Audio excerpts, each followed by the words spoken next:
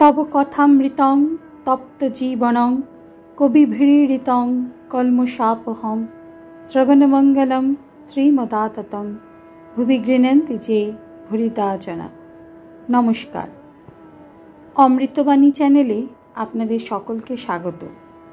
श्री श्री ठाकुर मा और स्वामीजीर रातुल चरणे शतकोटी प्रणाम जानिए शुरू करछि आमादेर आजकेर पाठ। 1884 सेप्टेम्बर। आलेख हावार खपर पईठे रसेर काज खोला नामा। ठाकुर बोलছেন साइयेरा बोले आलेख आलेख, वेद मते बोले ब्रह्म, ओरा बोले आलेख। जीवेदेर बोले आलेखे आसे आलेखे जाए, अर्थात जीवात्मा अव्यक्त थेके एसे ताइते लय हय। तारा बोले हावार खबर जानो, अर्थात कुलकुंडलिनी जागरण होले इड़ा पिंगला सुषुम्ना एদের ভিতর দিয়ে যে মহাবায়ু উঠে তাহার খবর। জিজ্ঞাসা করে কোন পৈঠেতে আছো? 6টা পৈঠে ষট চক্র।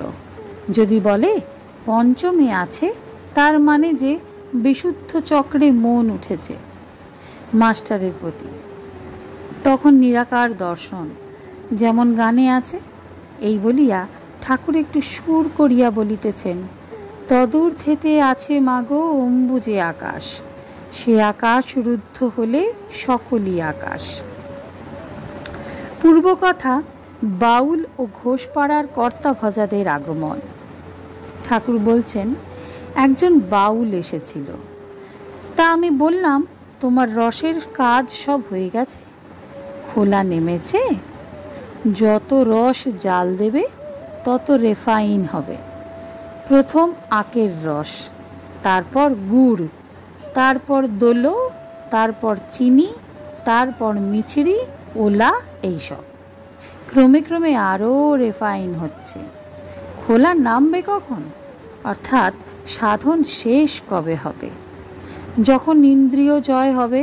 যেমন জোঁকের উপর চুন দিলে চোখ আপনি খুলে পড়ে যাবে, ইন্দ্রিয় তেমনি শিথিল হয়ে যাবে। রমণীর সঙ্গে থাকে না করে রমণ। ওরা অনেকে রাধাতন্ত্রের মতে চলে, পঞ্চতন্ত্র নিয়ে সাধন করে। পৃথিবী তত্ত্ব, জল তত্ত্ব, অগ্নিতত্ত্ব, বায়ু তত্ত্ব, আকাশ তত্ত্ব, মল মূত্র রজ বীজ, এইসব তত্ত্ব। এইসব সাধন বড় নোংরা সাধন। যেমন পায়খানার ভেতর দিয়ে বাড়ির মধ্যে ঢোকা। একদিন আমি দালানে খাচ্ছি, একজন ঘোষপাড়ার মতের লোক এলো। এসে বলছে, তুমি খাচ্ছ না কারুকে খাওয়াচ্ছ? অর্থাৎ যে সিদ্ধ হয় সে দেখে যে অন্তরে ভগবান আছেন। যারা এই মতে সিদ্ধ হয় তারা অন্য মতের লোকেদের বলে জীব। বিজাতীয় লোক থাকলে কথা কবে না, বলে এখানে জীব আছে। পূর্ব কথা জন্মভূমি দর্শন। সরি পাথরের বাড়ি ঋদু সঙ্গে। ঠাকুর বলছেন ও দেশে এই মতের লোক একজন দেখেছি। সরি অর্থাৎ সরস্বতী, পাথর, সরি পাথর মেয়ে মানুষ। এ মতের লোকে পরস্পরের বাড়িতে খায়, কিন্তু অন্য মতের লোকের বাড়ি খাবে না। মল্লিকরা সরি পাথরের বাড়িতে গিয়ে খেলে, তবু হৃদের বাড়িতে খেলে না, বলে ওরা জীব। হাস্য। আমি একদিন তার বাড়িতে হৃদের সঙ্গে বেড়াতে গিয়েছিলাম। বেশ তুলসী বন করেছে। কড়াই মুড়ি দিলে, দুটি খেলুম। হৃদে অনেক খেয়ে ফেললে, তারপর অসুখ। ওরা সিদ্ধাবস্থাকে বলে সহজ অবস্থা। এক থাকে লোক আছে, তারা সহজ সহজ করে চেঁচায়। সহজ অবস্থার দুটি লক্ষণ বলে।